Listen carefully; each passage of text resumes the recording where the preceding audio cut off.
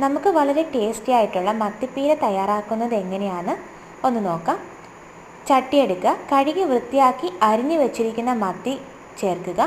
അതിലേക്ക് ആവശ്യത്തിന് അരിഞ്ഞു വെച്ചിരിക്കുന്ന കൊച്ചുള്ളി, പച്ചമുളക്, വെളുത്തുള്ളി, ഇഞ്ചി, പുളിക്ക് ആവശ്യമായിട്ടുള്ള തക്കാളി, ഒരു കുടംപുളി, തുടർന്ന് ഉലുവാപ്പൊടി, കുറച്ച് ജീരകം, മഞ്ഞൾപ്പൊടി, ആവശ്യത്തിനനുസരിച്ചുള്ള ഉപ്പ്,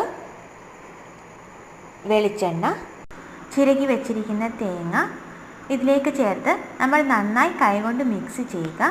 തുടർന്ന് ആവശ്യത്തിന് വെള്ളം ഒഴിച്ച് കറിവേപ്പിലയും ചേർത്ത് ഒരു 10-15 മിനിറ്റ് സ്റ്റൗ കത്തിച്ച് നമ്മൾ വേവിക്കാനായിട്ട് വെക്കുക. 15 മിനിറ്റിന് ശേഷം നമ്മളുടെ വളരെ ടേസ്റ്റി ആയിട്ടുള്ള മത്തിപ്പീര ഇവിടെ റെഡി ആയിട്ടുണ്ട്. ഇത് ചൂട് ചോറിനോടൊപ്പം നമുക്ക് കഴിക്കാവുന്നതാണ്. ഈ മത്തിപ്പീര എല്ലാവരും ഒന്ന് ട്രൈ ചെയ്ത്